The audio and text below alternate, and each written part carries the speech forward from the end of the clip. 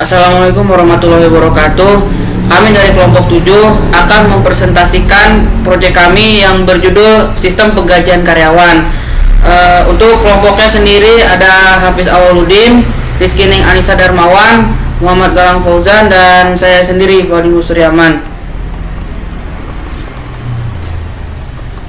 Latar belakang: sistem penggajian karyawan adalah proses yang menentukan tingkat penggajian staf, memonitori dan mengembangkan dan mengendalikan sampai saat ini. Dalam pengolahan data masih dengan cara manual. Proses pemasukan dan proses data dilakukan dengan cara semi manual, yaitu dengan menggunakan Microsoft Excel, dan penggajian karyawan masih menggunakan cara yang manual, yaitu dengan menggunakan slip gaji sebagai tanda bukti. Dengan sistem yang masih manual, tentu saja tidak efektif, sehingga dalam pengolahan datanya memakan waktu yang cukup lama. Selain itu, memungkinkan terjadi kesalahan dalam pelaksanaan pengolahan data, yang akhirnya informasi yang dihasilkan tidak tepat waktu, informasi yang tidak akurat, dan tidak sesuai dengan apa yang dibutuhkan. Dari masalah-masalah di atas, maka perlu dibuat sebuah sistem yang berbasis komputer untuk membantu meringankan tugas manajemen. Dalam hal ini, khususnya untuk aplikasi penggajian karyawan, oleh karena itu kami membuat aplikasi simple, yaitu aplikasi penggajian karyawan.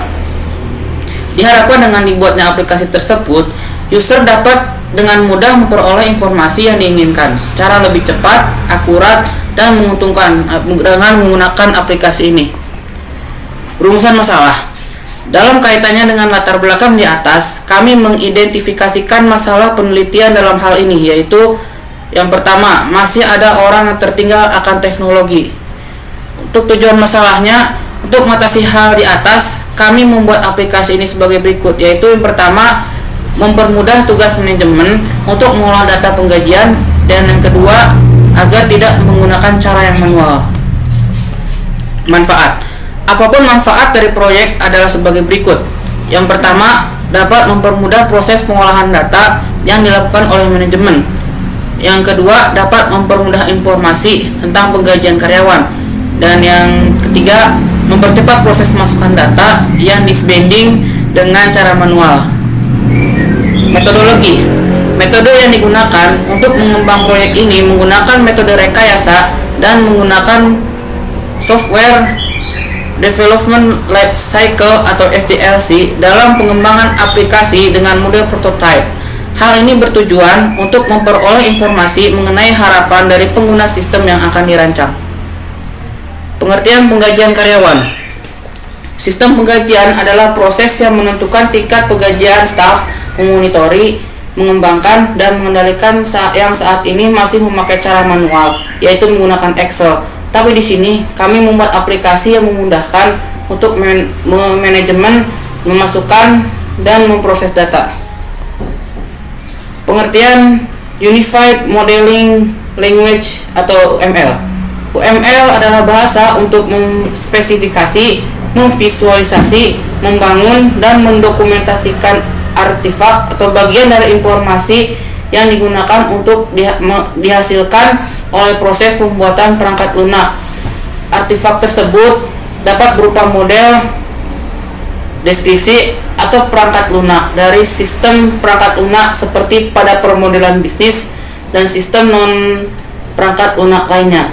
Selain itu, UML adalah bahasa permodelan yang menggunakan konsep orientasi objek. Perancangan sistem baru. Dalam perancangan sistem baru ini menggunakan permodelan UML. Di antaranya adalah use case, activity diagram, sequence diagram, dan class diagram sebagai database-nya menggunakan Asta.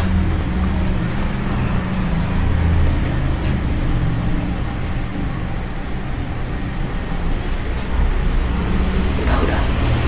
Gimana? Saya berartiin Gimana caranya? Gue bisa.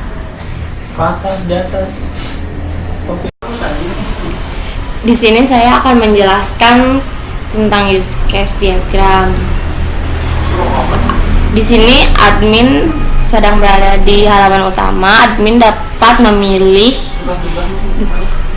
kelola data masuk dan kelola data lihat data. Pada form masuk data, admin dapat melakukan daftar masuk data, riset masuk data, dan kembali ke halaman utama.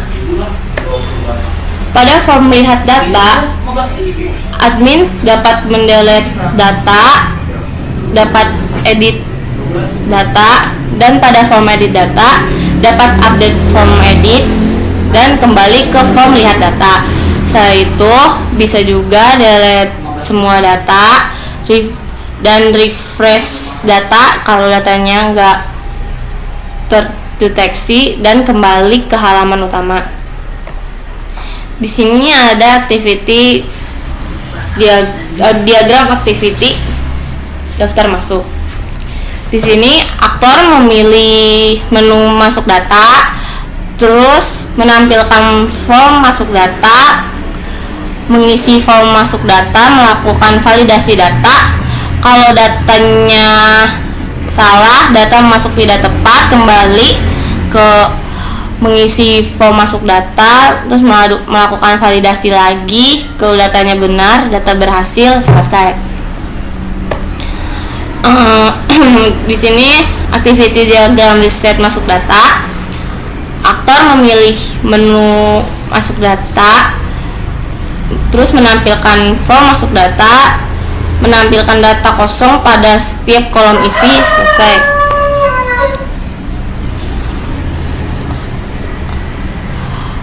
Diagram activity diagram kembali masuk data. Aktor memilih menu masuk data, menampilkan form masuk data, menampilkan form pada halaman utama, selesai.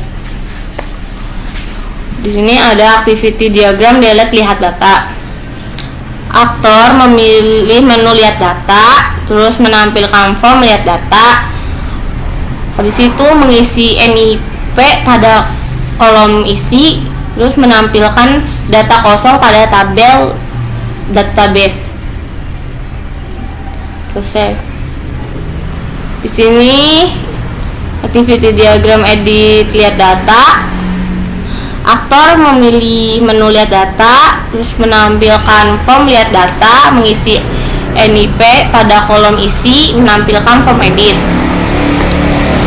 Pada activity diagram update lihat data, di sini aktor memilih menu data, terus menampilkan form lihat data, menampilkan form update. Habis itu aktor mengisi form update. Habis mengisi melakukan validasi data. Kalau datanya salah, data tidak tepat, mengulang lagi ke mengisi form update. Habis itu melakukan validasi data. Kalau datanya benar, menampilkan form data. Di sini ada activity diagram delete all lihat data. Aktor memilih menu lihat data, terus menampilkan form data. Habis itu menampilkan data kosong pada tabel database. Activity diagram kembali lihat data. Aktor memilih tombol lihat data, menampilkan form lihat data, dan menampilkan form halaman utama. Di sini ada sequence diagram. Di sini sequence daftar. Admin memilih masukkan data, terus ada ke halaman masukkan data. Habis itu input masukkan data ke kolom masuk data. Habis itu memunculkan koneksi database, membuka database, eksekusi query select. Habis itu membuka karyawan, insert data jasa, eksekusi data jasa. Selesai dan data masuk telah berhasil disimpan atau gagal. Di sini ada sequence delete. Admin memilih lihat jasa, lihat data, terus mencari lihat data, dikelola lihat data, memunculkan koneksi database, membuka koneksi ke database, eksekusi query select, terus memunculkan data karyawan, eksekusi hasil query.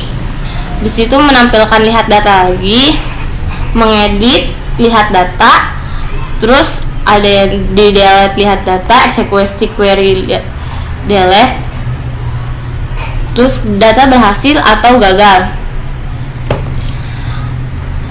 Di sini ada segmen update, admin memilih lihat data, masuk ke form lihat data, cari lihat data ke lihat data, memunculkan koneksi database, membuka koneksi ke database, eksekusi query select, terus menampilkan karyawan atau karyawan, eksekusi hasil query, terus habis itu menampilkan lihat data lagi, terus mengedit lihat data, mengupdate lihat data, eksekusi query update, tutup koneksi database. Terus data berhasil diupdate atau gagal. Di sini ada kelas diagram perancangan database-nya. Di sini nama lengkap itu karakter, alamat, varchar, NIP, in, golongan in, jabatan, char. Terus lihat data, nama char, alamat varchar, NIP in, golongan in, jabatan char, gaji pokok in, tunjangan golongan in, tunjangan jabatan in, total gaji in. Terus form update, nama lengkap char, terus alamat varchar, NIP in, golongan in, jabatan char.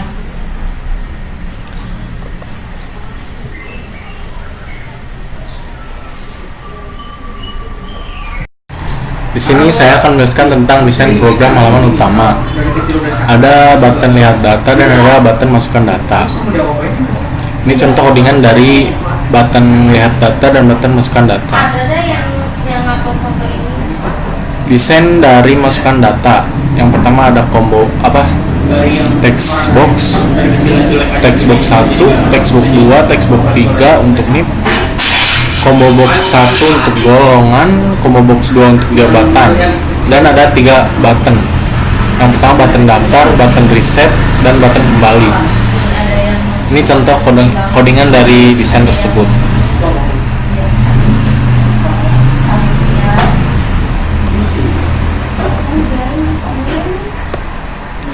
Ini ada desain dari lihat data.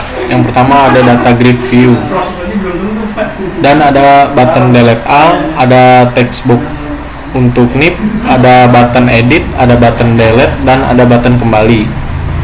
Ini contoh codingannya.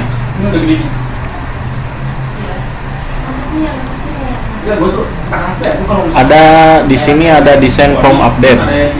Yang pertama ada textbook 1 untuk nama lengkap, textbook 2 untuk alamat, combo box 1 untuk golongan, combo box 2 untuk jabatan, dan ada 2 button. Yang pertama itu update dan kembali. Ini contoh codingannya.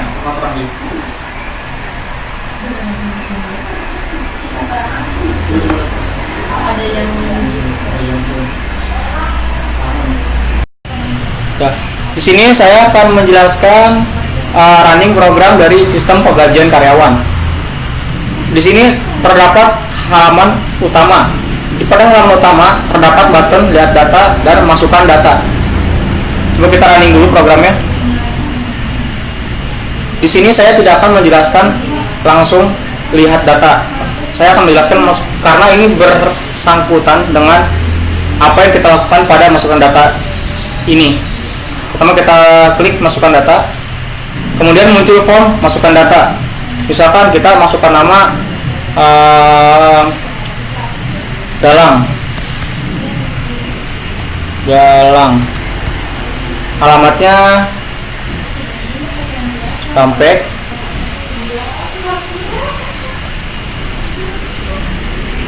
nomor induknya kita asal aja, serta golongannya. Nah, di sini terdapat 4 golongan, golongan 1, golongan 2, golongan 3, dan golongan 4. Di sini bersangkutan dengan apa yang ada di jabatan. Golongan 1 itu jabatannya strip atau tidak ada jabatan dan karyawan administrasi. Kemudian golongan 2 hanya karyawan sistem.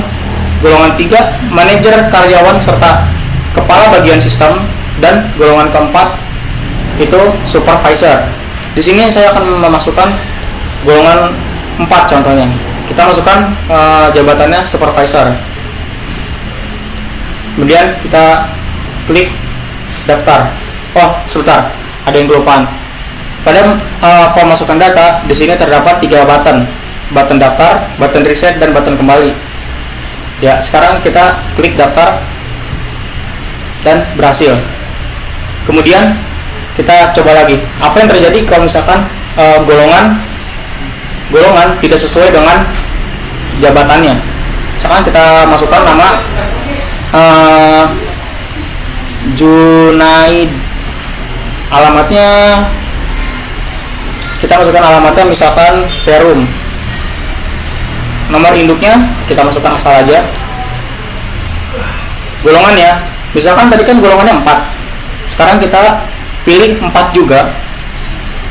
Kemudian kita masukkan jabatannya itu yang tidak termasuk dalam golongan 4. Misalkan kita masukkan golongan yang terdapat dalam golongan 3. Misalkan manajer karyawan. Maka di sini akan muncul data yang Anda masukkan tidak tepat, atau coba masukkan lagi. Dan langsung terhapus semuanya. Kita harus mengisi ulang. Ya. Sekarang kita ada yang kelupaan. Di sini misalkan kita tidak jadi memasukkan data. Misalkan kita kasih namanya Yasin deh. Yasin, alamatnya Perum, NIP-nya kita asal aja. Golongannya misalkan 1, atau golongannya 2 deh. Golongannya 2, kita masukkan karyawan sistem. Di sini kita tidak ingin jadi memasukkan data ini ke dalam database. Kita tinggal merisetnya dan selesai. Di sini kita bisa kembali untuk melihat data-data yang kita masukkan tadi yang sudah ada yang sudah masuk dalam database. Kita pencet tombol kembali, kemudian kita klik data, kemudian di sini muncul. Ya maaf, di sini contoh-contohnya sudah saya masukkan di running program saya yang sebelumnya. Di sini kita dapat melihat ada tercantum nama Fuad dan Galang. Ya, di sini Galang dengan NIP 23946, nama Galang, alamatnya Cikampek berdasarkan yang kita masukkan tadi. Golongannya dia golongan 4 dan jabatannya supervisor tentunya. Gaji pokok, tunjangan golongan, tunjangan jabatan serta total gaji itu sudah kita atur jumlahnya dalam program kita. Jadi ini tidak mungkin kita ubah dalam running program ini. Misalkan kita ingin mencari mengedit data karyawan dengan nama Galang. Kita harus memasukkan NIP-nya terlebih dahulu. Misalkan NIP Galang 23946. Lalu kita klik edit. Ya, di sini muncul dengan NIP 23946, nama lengkapnya Galang, alamatnya Cikampek, golongannya 4 dan jabatannya supervisor. Di sini kita bisa mengubah, misalkan kita ubah menjadi golongan 2 dan jabatannya karyawan sistem. Lalu kita update. Data telah masuk. Lalu otomatis di database tersebut jabatan Galang itu terubah seperti itu. Oh, tidak langsung terubah. Kita refresh terlebih dahulu dan ya langsung terubah seperti itu. Kemudian jika kita ingin mendelete salah satu data karyawan yang ada di sini, kita kita masukkan NIP-nya. Misalkan kita ingin menghapus data dari Fuad. Kita NIP-nya kita salah, maaf. Di sini kita masukkan NIP-nya 92. 843. Kemudian kita klik delete dan langsung terhapus dan hilang dari database seperti itu. Kemudian di sini ada satu lagi tombol delete all. Di dalam tombol delete all ini semua yang ada dalam database tabel ini akan hilang dan kembali seperti ya kosong pada awal kita ingin memasukkan data. Kita tombol delete all dan semua data hilang atau kembali ke refresh seperti semula kala. Kemudian kita klik tombol kembali dan selesai. Mungkin itu saja yang dapat saya tunjukkan dari running program kelompok saya. Kemudian selanjutnya saya akan memberikan kesimpulan. Kesimpulannya itu menurut saya teknologi itu sangat penting untuk masa depan, sehingga semua orang harus bisa dan mengerti tentang teknologi. Tapi kita sebagai development harus bisa menyesuaikan juga dengan keadaan atau kondisi masyarakat sekitar. Contohnya dalam aplikasi pengajian karyawan ini. Mungkin sekian yang dapat saya sampaikan. Kurang lebihnya mohon maaf. Assalamualaikum warahmatullahi wabarakatuh.